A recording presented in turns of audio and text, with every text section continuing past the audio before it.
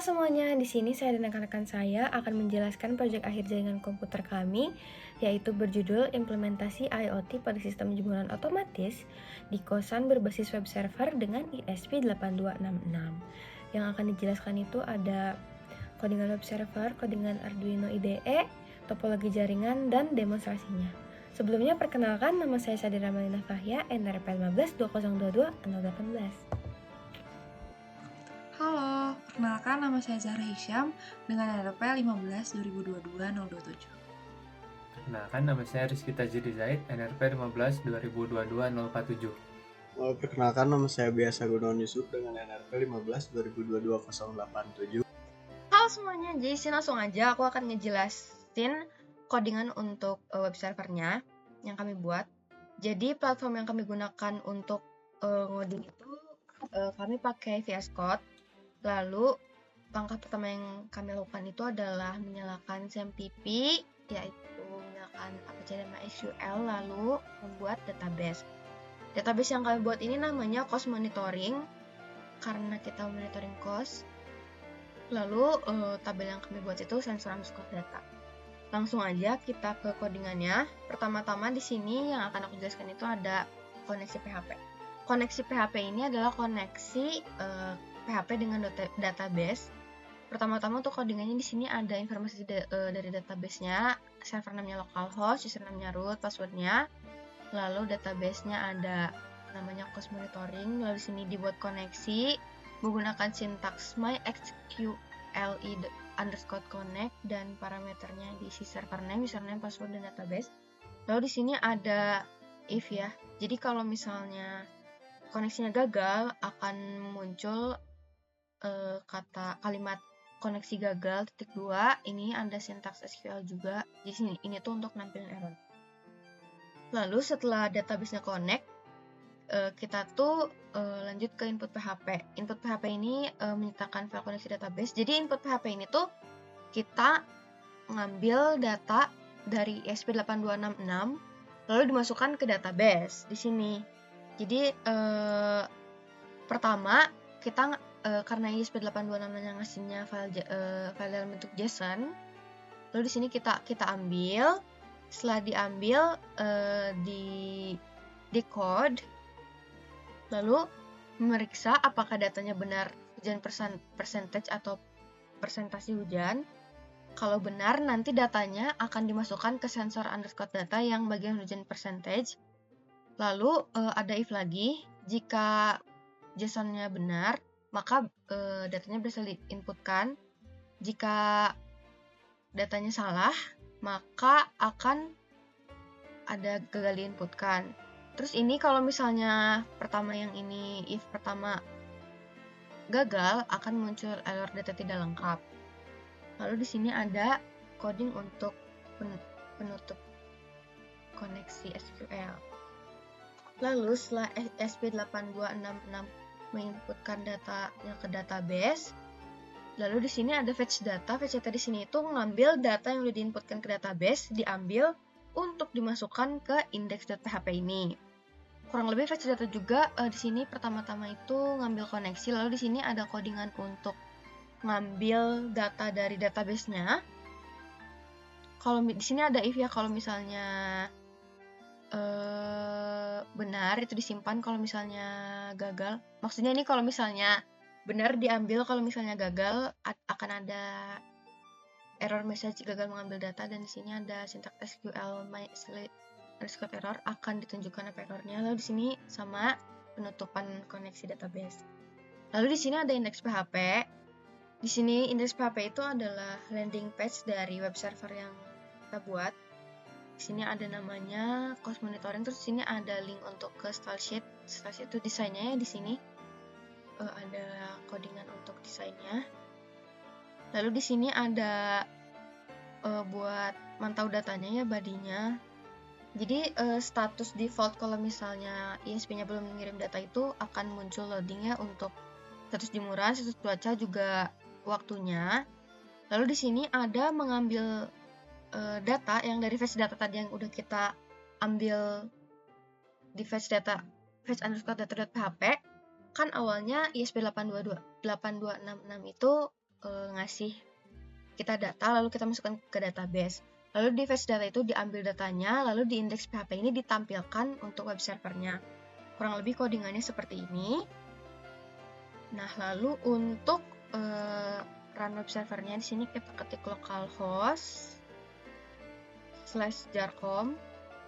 Karena file yang kami buat itu namanya jarcom, maka di sini pun jarcom, lalu enter. Nah, kurang lebih web server yang kami buat itu tampilannya seperti ini. Ini namanya ada monitoring jemuran cost.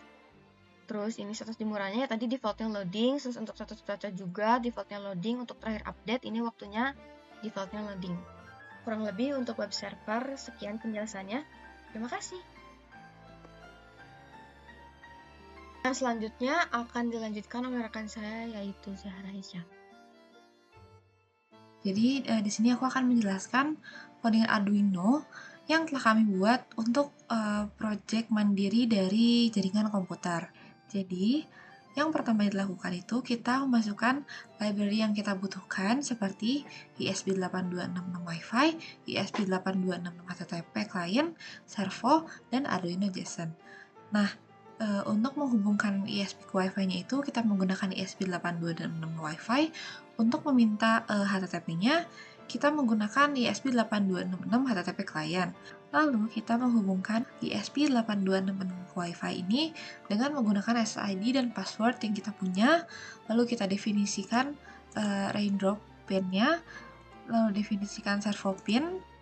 Lalu kita membuat void setup yang isinya itu adalah serial begin dari inisialisasi, serial baud rate dari 115200, lalu ada my servo attack untuk menghubungkan servo ke pin GPIO, ada connect to Wi-Fi untuk terhubung ke Wi-Fi. Lalu kita membuat void loop. Yang ini tuh untuk baca nilai sensor hujan sebagai integer, lalu yang ini itu untuk konversi nilai analog dari 0 sampai 1023 ke persentase 0 sampai 10. Lalu kita buat print persentasenya.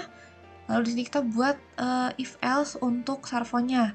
Nah, jika persentase hujannya lebih dari 1, maka posisi servonya akan tertutup atau berada di 0 derajat. Nah, else ini jika persentase hujan kurang dari 1 atau sama dengan 1, maka jemuran akan terbuka atau posisi servo berada di 90 derajat. Lalu di sini kita akan membuat if else dari periksa status koneksi Wi-Fi. Di sini ada Wi-Fi client sebagai objek, ada HTTP client untuk deklarasi objek. Ini ada string link untuk link tujuan yang nanti akan kita gunakan. Di sini ada membuat objek JSON untuk menyimpan data persentase hujan. Ini ada mengubah JSON menjadi string JSON. Lalu ini ada print JSON untuk data serial monitor. Lalu ini ada kirim permintaan post data dengan JSON. Lalu ini kita buat if else lagi di dalamnya untuk periksa kode apakah dia berhasil atau tidak. Kalau misalnya tidak berhasil, dia akan muncul secara print error on HTTP request. Setelah itu kita menggunakan HTTPN untuk menghentikannya. Lalu ada else yang kita buat dari if yang status koneksi ini. Jika dia gagal terkoneksi, maka dia akan serial print in Wi-Fi disconnected. Lalu kita membuat delay 5 detik untuk jarak sebelum dia membaca sensor lagi. Lalu yang terakhir ini, kita membuat void connect to Wi-Fi. Lalu nanti yang pertama kali muncul adalah pemberitahuan connecting to Wi-Fi. Lalu nanti dia akan membaca SSID dan password yang sudah kita cantumkan di sini. Lalu kita membuat while, nanti dia akan membaca proses ESP8266 terhubung ke jaringannya. Nanti kita membuat delay 500 milisecond. Nah, nanti pada saat prosesnya itu dia akan muncul perintan titik-titik sebagai prosesnya. Lalu nanti setelah beres prosesnya, dia akan memunculkan tulisan connect to SSID-nya berapa dengan IP address-nya berapa. Sekian yang dapat saya sampaikan. Mohon maaf bila banyak kekurangannya. Saya lanjutkan ke rekan saya. Terima kasih. Di sini saya akan menjelaskan topologi jaringan yang digunakan untuk web server IoT monitoring jemuran di kosan. Yang pertama ini ada denah-denahnya. Jadi dari router ISP ini dari luar nyambung kabel FO ke router utama yang ada di lantai 2 kosan. Lalu dari router utama kita membagi jaringannya ke switch, dan dari switch itu baru dibagi-bagi ke kamar-kamar kosan seperti yang bisa dilihat di sini ada akses poinnya. Terus di lantai 1 juga sama ada switch di lantai 1 untuk membagikan jaringan ke kamar-kamarnya, dan juga ada ke akses poin tamu. Tapi fokus kita di sini adalah membahas tentang IoT-nya. Jadi si web server IoT atau si barang IoT kita itu disimpan di sini di jemuran yang menyambung ke switch untuk mendapatkan jaringan. Dan untuk IP jaringan yang dipakai oleh IoT ini adalah, kita lihat dulu di diagram satu garis ini, kita bakal menyimpan di backbone pengelola COS dengan IP 192.168.10.0/29. Bisa kita lihat di sini host address range-nya yang tersedia itu ada 6, yang digunakan hanya 3. Lalu kita masukkan IP untuk IoT seperti ini, 192.168.10.4/29. Itu adalah IP yang akan dipakai di web server nanti. Jadi untuk monitoring itu harus memasukkan alamat ini. Gitu. Jadi sekian penjelasan dari topologi jaringan webnya. Terima kasih. Di sini saya akan mendemokan bagaimana cara peralatan IoT ini bekerja dan pemantauan web servernya. Nah, baik, di sini ada peralatan IoT yang digunakan antara lain Raindrop Module sebagai pendeteksi hujan dan Servo sebagai simulasi atap jemuran kosnya.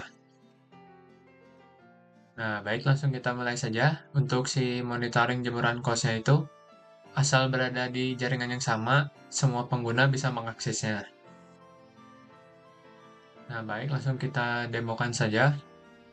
Pertama-tama, langsung dicoba semprot pada raindropnya sebagai simulasi hujan. Maka otomatis servonya akan menutup. Dan pada web server pun akan terupdate 5 detik jika terjadi hujan, maka akan langsung ada pemberitahuan di web servernya. Lanjut, jika simulasi udah berhenti hujannya, setelah 5 detik maka akan kembali lagi si servonya terbuka. Mungkin sekian pendemoan dari kelompok kami, mohon maaf bila ada kesalahan. Assalamualaikum warahmatullahi wabarakatuh.